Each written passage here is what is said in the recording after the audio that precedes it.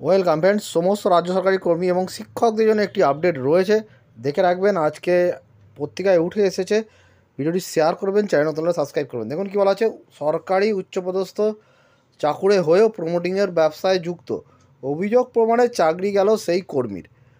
খবরটি এই কারণেই শেয়ার করলাম যে সরকারি কর্মী এবং শিক্ষকদের এটা দেখে রাখা দরকার আছে।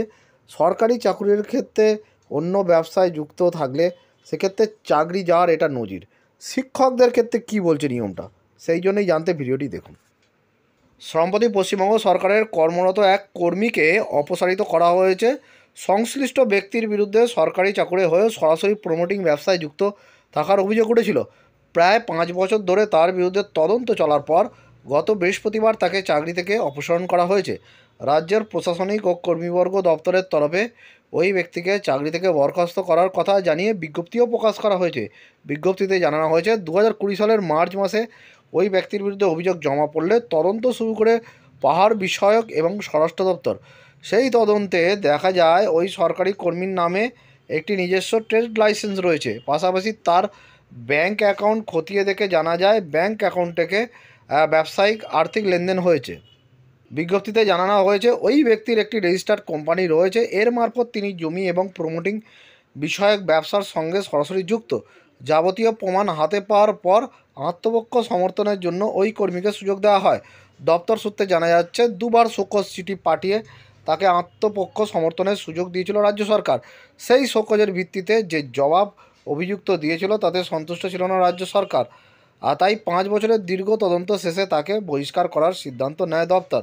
গত বৃহস্পতিবার যাবতীয় তদন্তের রিপোর্ট খতিয়ে দেখে ওই ব্যক্তিকে পদ থেকে অপসারণ করা হয়েছে।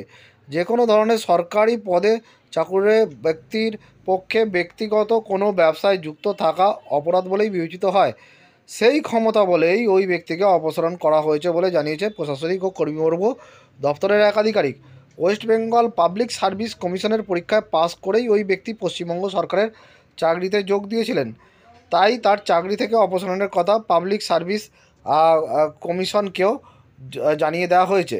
এ প্রসঙ্গে বঙ্গীয় শিক্ষক ও শিক্ষাকর্মী সমিতির নেতা স্বপন মণ্ডলের অভিযোগ, শিক্ষকদের আচরণবিধিতেও পরিষ্কারভাবে বলা আছে কোনো শিক্ষক শিক্ষাকর্মী ব্যবসা বা অন্য পেশার সঙ্গে যুক্ত থাকতে পারবেন না, কিন্তু বহু শিক্ষক সরকারপন্থী সংগঠনের নাম লিখিয়ে বেপরোয়াভাবে প্রাইভেট টিউশন করে যাচ্ছেন। তাদের বিরুদ্ধে সরকার ব্যবস্থা নেয় না কেন?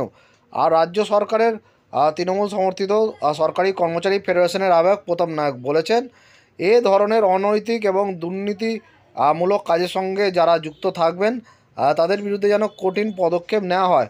সরকারি চাকরি করে কোনো রকম ব্যবসার সঙ্গে যুক্ত থাকা যায় না, এটা আমাদের কাজে যোগদানের সঙ্গে সঙ্গেই জানিয়ে দেওয়া হয়।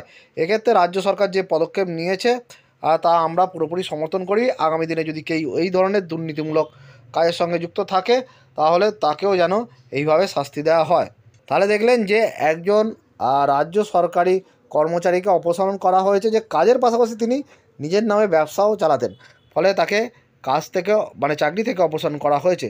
এবং শিক্ষকদের ক্ষেত্রে কী বলা হচ্ছে নিয়ম, সেটাও ভালো করে দেখে রাখলেন। এই কারণেই ভিডিওটি শেয়ার করলাম। ধন্যবাদ।